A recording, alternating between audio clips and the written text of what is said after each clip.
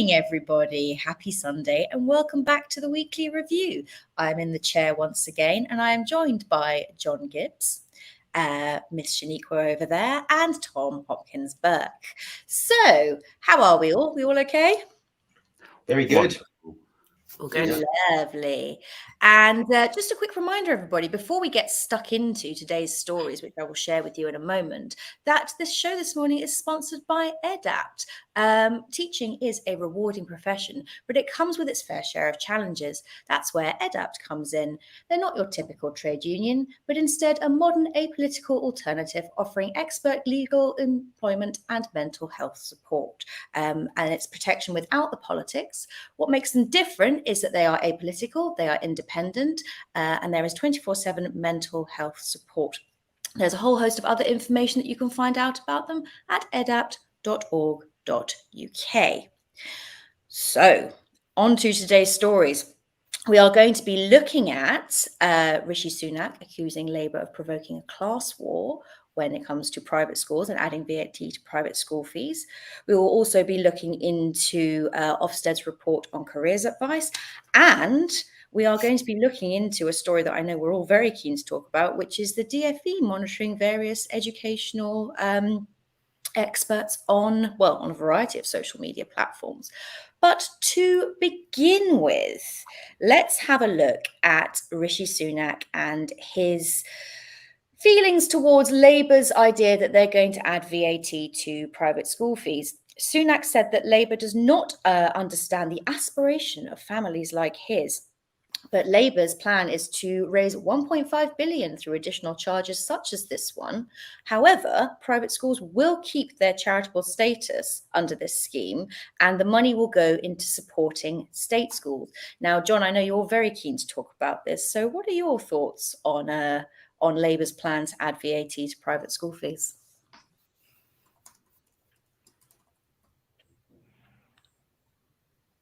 John, can't quite hear you, I'm afraid. John, you need to unmute yourself. John, it says your mic isn't connected. Oh. Lovely.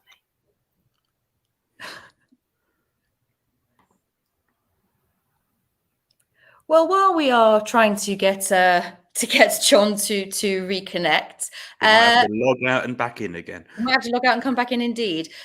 Tom, while we're waiting for him to come back, so sorry everybody, can you share your thoughts? It's an interesting one, isn't it? Rishi Sunak says that Labour are sort of fighting a class war, but really the people who are fighting the class war are the Conservatives, aren't they? They are, I'm now going to try and add John back in.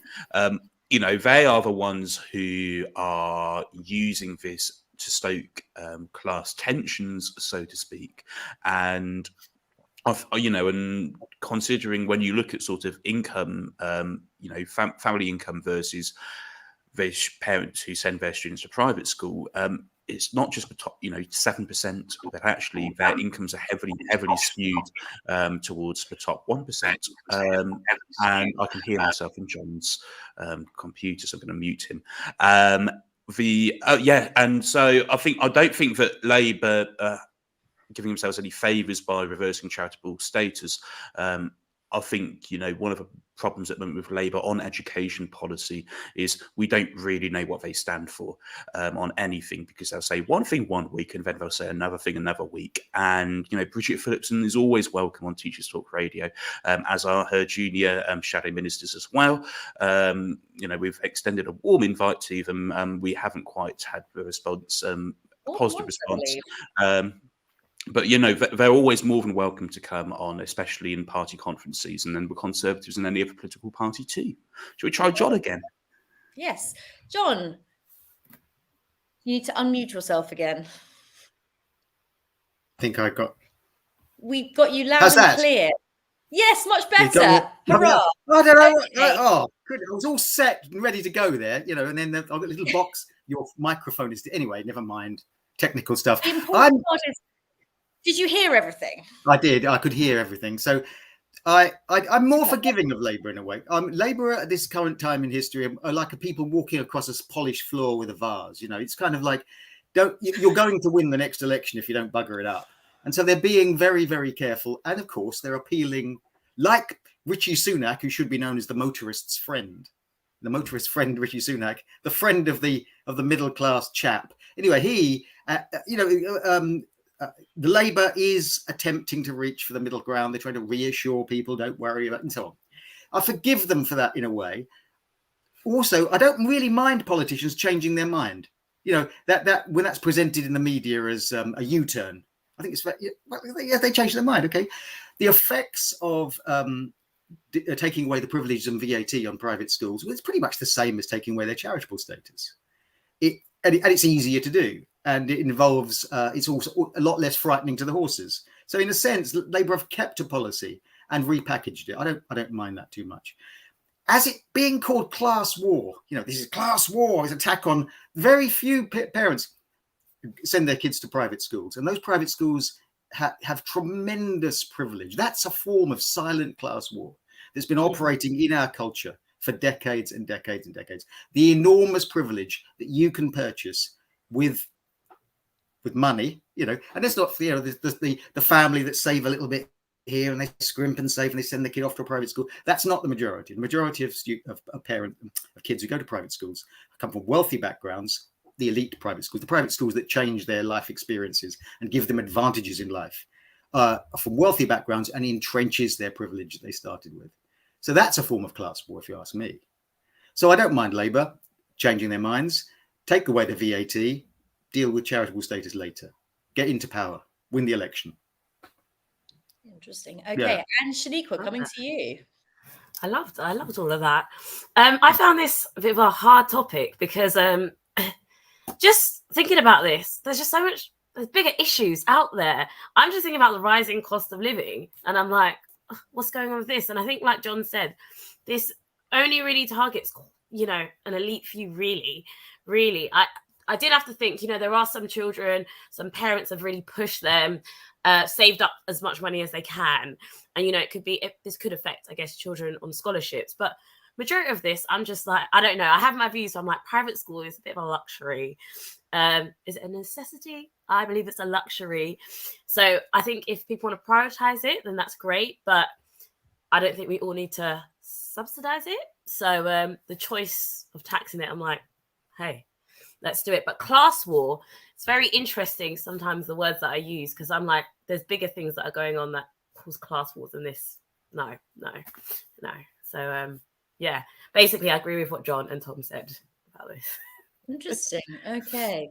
Right. I think there's, again, with all these topics that we discuss on Weekly Review, there's always more to be said. So maybe look out for someone going into more of a deep dive on this in one of their future shows. But for now, we're going to move on to looking at yet another Ofsted report.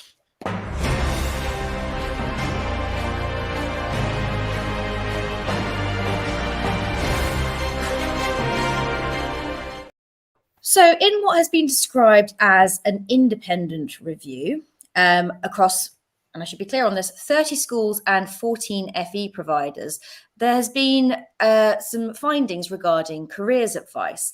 And the kind of main headline on this is that it has been found that schools are still biased towards academic pathways when it comes to advising children in secondary school. And other key findings included that providers, certainly FE providers, are finding difficulty in accessing schools. Work experience has been impacted in the wake of COVID. And there's a lot of talk about resources and access to different resources, but also how careers advice isn't really kind of linked to the broader curriculum. There is statutory guidance, apparently, for teachers to provide alternatives. However, they seem to still lack knowledge about routes, particularly linked to apprenticeships. Now, I don't know about all of you, and I'll come to you in a moment, but I vividly remember, and I grew up in Kent, so I went to one of the few places, or one of the few places that still has the 11 plus, and so I did the 11 plus, and I ended up going to grammar, which is a whole other conversation. But with that came the idea that no, you do your A levels and you go to university. That's what you do, and there was no mention of other alternatives. And the idea of going to the local college down the road was actually a bit of a joke. I mean, now things I think are quite different, but looking back on that now, it's quite horrifying that sort of, that's all you were presented with. So Shaniqua, coming to you, I don't know how you feel about this one. I thought it was really interesting, but actually I think I agree with a lot of things that are in the article. And I think there's so many choices of jobs and careers out there now. But I don't think, I'm primary, so I could be just chatting a load of rubbish. But from what I see, I don't think that enough children are exposed to everything that is out there. But there's a lot of different careers. There's a lot of, like, our teachers trained in the right way, are the careers advisors, because I'm guessing schools have careers advisors. Do they have the time? I think in that article they mentioned, these careers advisors have time. Like, are they teaching other lessons? How can they make sure all of this is happening? And I think even, work experience, I found work experience, amazing. I went to my primary school and then I ended up becoming a teacher and working there. So actually that work experience was great in year 10. But in the wake of COVID, like I was reading, work experience is really hard to come by now at the moment because a lot of people are working from home. That how can we show children the workforce when they can't even get in? That I found it just quite interesting. Agree. And the fact that there's that some schools are sort of being selective about who they allow to come in as well, which is a bizarre thought. So we'll allow these kind of big companies to come in, but maybe, not the police or not sort of anyone who would represent teachers or something like that. Because no, using your own biases, kind of. Yeah. John, thoughts on this one? Well, the careers advice session where you sit in front of a careers officer is the stuff of sketch comedy. Most of us have a sort of memory of someone putting down our completely unrealistic ambitions to be something or other that gets a sort of sour look from the careers advisor, or the careers advisor, just after listening to your how you describe your wonderful skills, then tells you it's going to be down the factory for you or something. Anyway, so quashes your ambitions. Or you leave school and you speak to people and you say, well, I wish I'd known about, or I made these choices but I didn't know about. So careers advice actually is very, very important, even though it's often seen as something that failed. And you've talked to students. Did you see the careers advisor recently? And they often say something like, oh, they didn't help. Because it's very difficult to know how you advise young people at moments in their life when the whole world is in front of them and they don't want to be told that it's actually a very ordinary work existence that they're going to face in many, many ways. So you have to be, on the one, realistic without destroying ambitions. You have to tell them everything's possible without encouraging them in hopeless ambitions that are impossible to fulfill. Yeah, everything really, that report said, really, you can do careers advice much better than we're doing it in a lot of schools. I bet that's absolutely true. And that there are biases built into it, that state schools and private schools will advise differently. The kinds of advice they bring in, the kind of people they bring into the school, the kind of things they expose you to are going to be very different in state schools to private schools to grammar schools and so on. And schools are going to have a bias towards academic. I remember that very much. I mean, I had a bias. You think your own children and the biases you have when you advise them, what you want them to do and what you want them not to do. And you try and steer them away from things that you can't escape your own ambitions and your own prejudices about certain professions. So it's a minefield. It's hard to do, but we should do it better. That's what came out. And of course, a few of us in the mix here are sort of part of that time where the idea was to get as many of us into university as possible. Yeah. And then, of course, we all came out exactly the same with our 2-1s or our firsts in our back pockets, thinking that we were absolutely unique, and then having a crashing back to earth sort of reality check when you realize that you were no different to the 8 other people being interviewed the same day as you. So it's it's an interesting one, that one. And Tom, as a secondary teacher, the part I'm interested in, I suppose, in you commenting on is the link with curriculum as well, because I feel like we kind of this careers thing is almost a sort of separate block that you kind of deal with, rather than something that's sort of discussed throughout secondary classrooms. I mean, I might be wrong about this; it might be done differently, but I think when you sort of try to tag careers onto a curriculum, it becomes a bit of a bolt-on rather than a natural fit, and it's something that is done to teachers in order to try and tick a box, tick a Gatsby benchmark, in order to basically ensure that the school is compliant. I think there is a fundamental misunderstanding at all levels, including in schools and even in Ofsted, about what careers education actually is. It's not about finding a job for a student. It's about empowering those students to build up the capacity and build up the skills and the aptitudes in order to be able to go out and explore a job market for themselves and find given advice to help them there, and that it's not done to them. Actually the student has to be empowered in the process.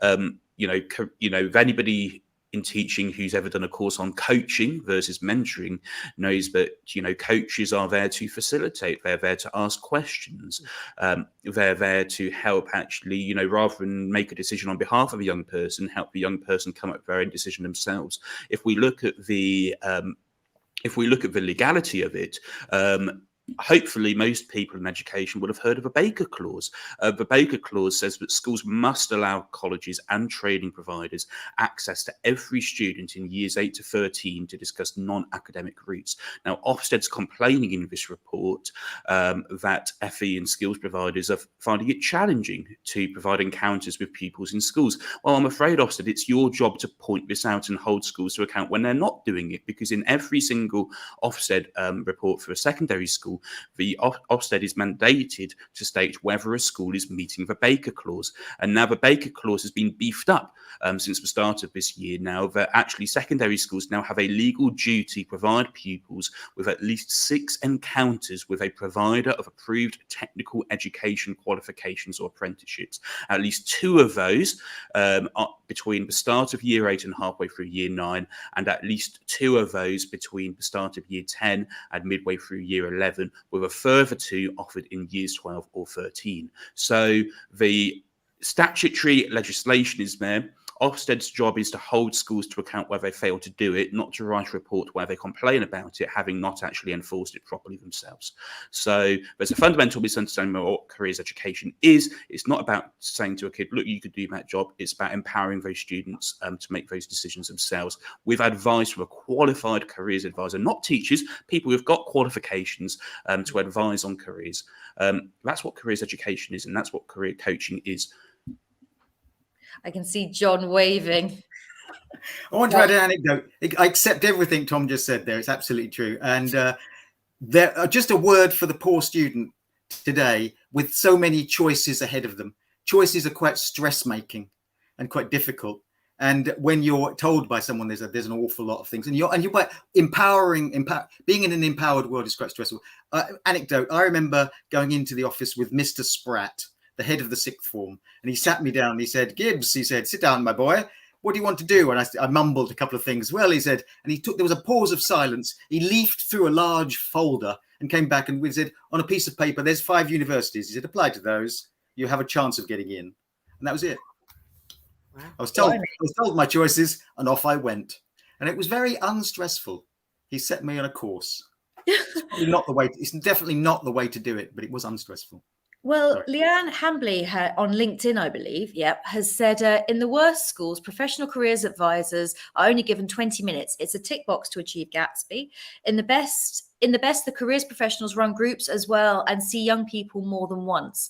The report also talked about the fact that this is not sort of in year 7 and 8 where the sort of, even in those early days, the seed should be being planted or the education should be there. It's just not. And again, reiterating what Tom said, it's a lot of saying what's not happening rather than helping us understand how we can make it happen. And again, I think, some of you may agree or disagree with this. The number of hats that we as teachers wear on a daily basis, and we talk about this a lot, is this another hat that we actually need to say, we're not equipped here, we are teachers, but train us, help us, and we will do our best with it. But actually we need people who are trained to do this, trained to advise, trained to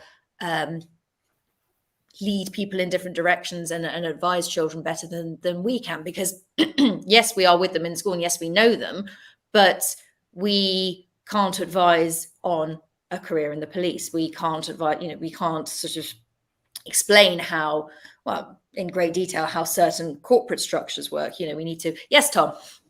But what we can do, if a child says to us in the thought, I want a career in the police, we can go, from a secondary perspective, that's great. Well, consider what GCSE subjects you might want to take, and consider what A-level subjects you might want to do. Consider what qualities somebody who wants to go and work in the police might have. Consider going onto a careers website, I can't name any of these, and basically look at what, what experience needs to be gained before joining the police. So as teachers, we do have the ability, from our perspective, as from the world of curriculum, to actually advise and say, well, why don't you consider doing that? Why don't you consider doing that? And thinking about what skills those subjects are able to offer to somebody considering a career in a particular place. It's much easier when they say, oh, I want to be a doctor, and you go, well, look, there's only really a very limited number of ways you can become a doctor. For some other sort of perhaps less well-established careers, it can be much more difficult. But I think as teachers, we can play a very important role, and it's far more important than going in a history lesson. We're going to learn about the rise of fascism. This is very important if you want to go and work for MI6 or something like that. So, I didn't know where you were going with the fascism thing for a second. I had an absolute sort of, then I realized, I remembered who I'm talking to. I'm like, it's fine. Yes, right. It's very important if you want to be a fascist. It's essential, in fact. Very important. Right. We are moving on in a moment to talk about the DFE and the monitoring of certain educational experts' social media activity.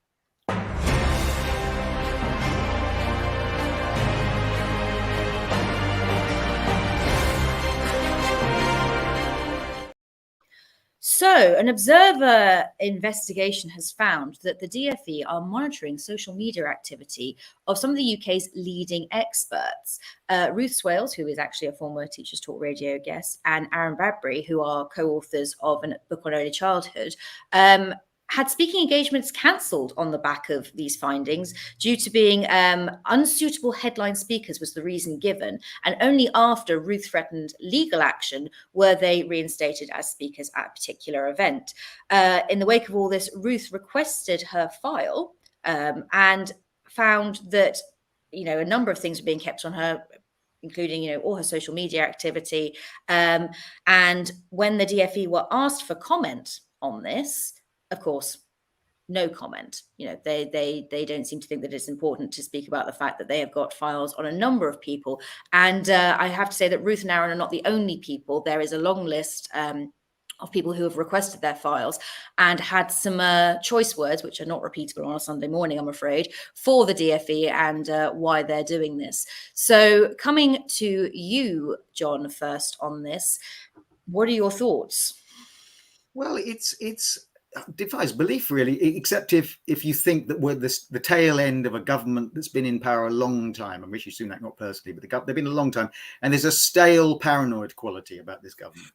They're afraid of, well, they see power slipping between their fingers, and they're afraid of losing control of events. This is a petty attempt to control, well, not petty, actually, it's a very serious attempt to control the narrative and to control stories. It seems like they took particular issue with a number of speakers, a number of experts, particularly with Ruth Swales. It was her criticism of the baseline testing for very young students. A very controversial thing, very difficult thing to justify in many ways. And lots of people have object to it. But no, it's a policy. They want to assess, they want to have data, they want to have exams. That looks good. And so they objected to her criticism. But criticism is essential.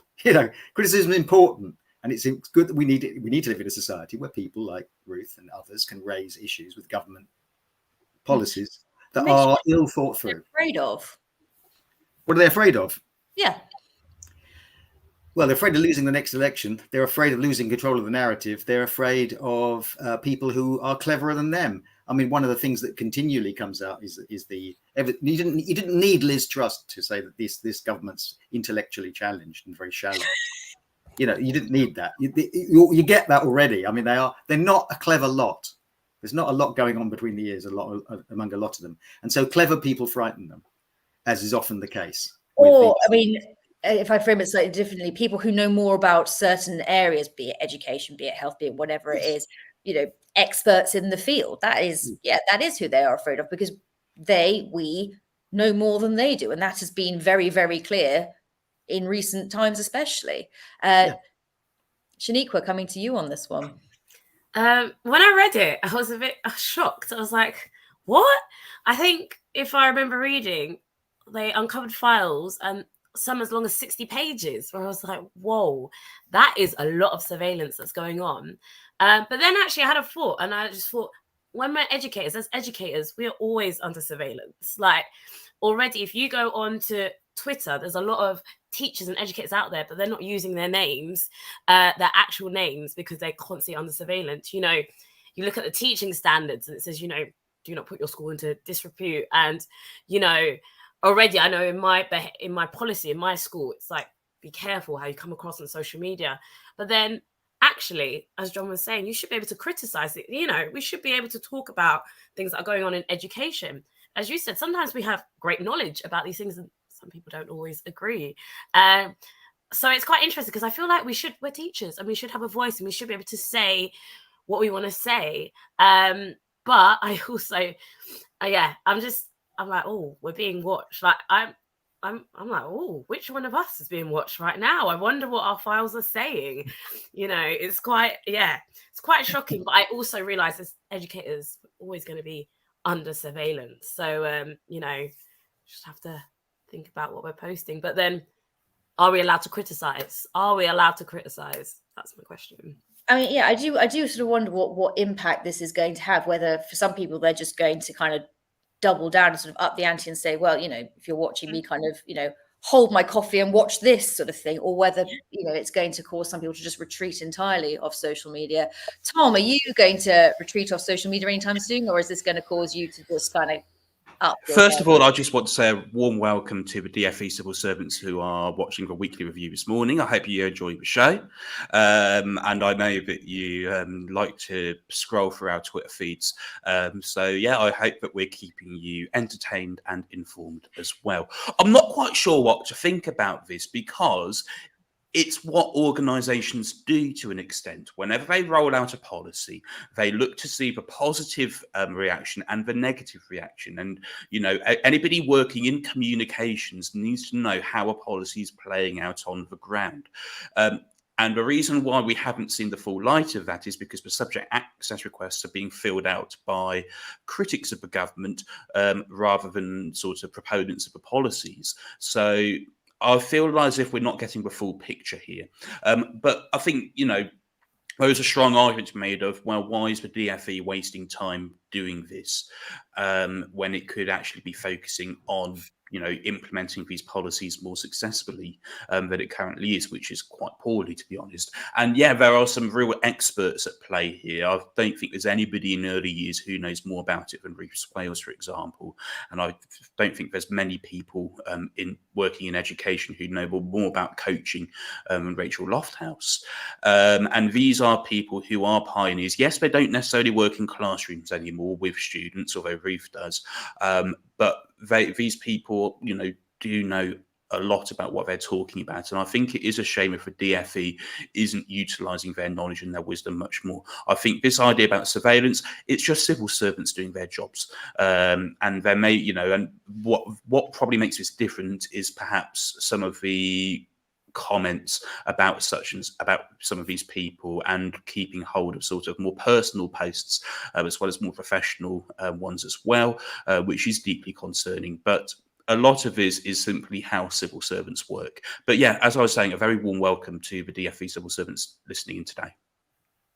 Well, I mean, I hope that they've enjoyed our take on all these different things happening within education.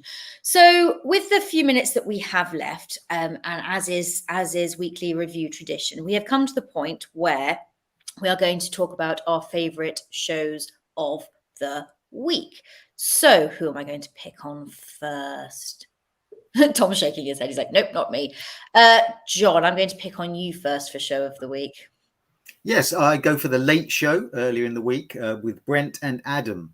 I can't remember which day, but it was The Late Show. And the they were discussing why private schools are dropping GCSEs. And so a lot of private schools are keeping English and math GCSE, but they're getting rid of the rest of them. It's very interesting discussion. And there are two very good reasons to listen to this discussion. First of all, there's a long and delightful, I would say monologue, but monologue will do from Brent on why he became a teacher. And it's if you're not feeling too cheerful about why you became a teacher, you wonder how you got into that profession, listen to the first 10 minutes and listen to Brent saying why he became a teacher and what he gives to that profession.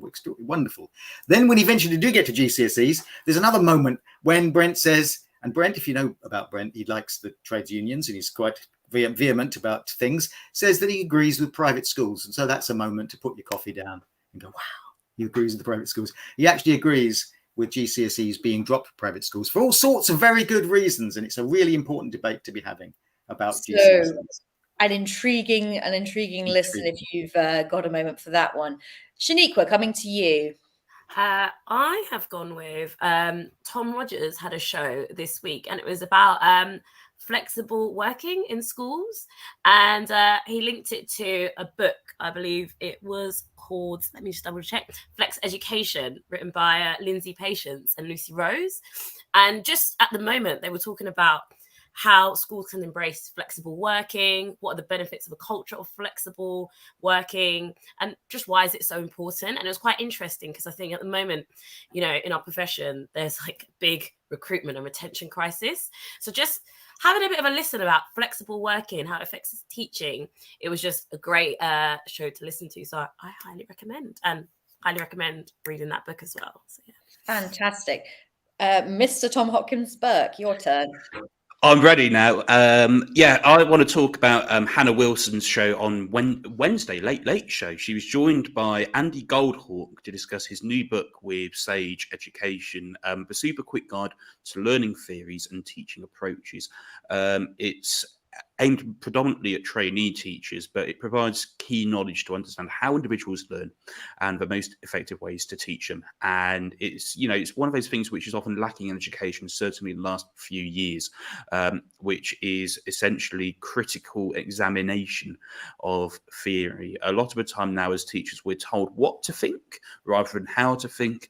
And so this helps to redress the balance. So the name of the book was, for Latifa on LinkedIn who wants to know, Super Quick Guide to Learning Theories and Teaching Approaches by Andy Goldhawk. And it's available to listen back at ttradio.org/listen back. Fabulous. And finally from me, my show of the week was from Tom Hopkins Burke. And he had two guests on. Tom, you have to remind me of Gwen's surname. Yeah, I wish I knew as well. One of those things which we were talking about people not wanting their details thrown out all over social media. So Gwen and Sam Strickland, who were talking about teacher workload with Tom and just all the aspects that have affected it in recent years and different ways of managing it. So do go and have a listen because it's something that affects us all. And I think that it's a really important discussion to keep having as well, because it's ever present. So please make sure to check that one out. And as always, and as Tom said, these are available at ttradio.org and various other platforms as well. There is also a promo code that I can just see going along the bottom here for all books with Sage Education. I'm just going to wait for it to come back along so I can actually share it with you. For a 25% discount off all books, use promo code TTR25, and that is off all books with Sage Education. Tom's very happy now. Finally, just a reminder that this morning's show has been sponsored by EDAPT, who are an alternative to unions, and they are protection without the politics. For more information with them, or about them, sorry, can't even articulate properly this morning, go to edapt.org.uk. They are apolitical, they are independent. You will get, should you ever need them, a caseworker that is professionally qualified to give you the advice that you would need. And all of that information and much, much more is available at edapt.org.uk. That is all from us this morning. Thank you very much for joining us. It's been interesting, enlightening as always, and hopefully we will see you again next week. Bye to everybody.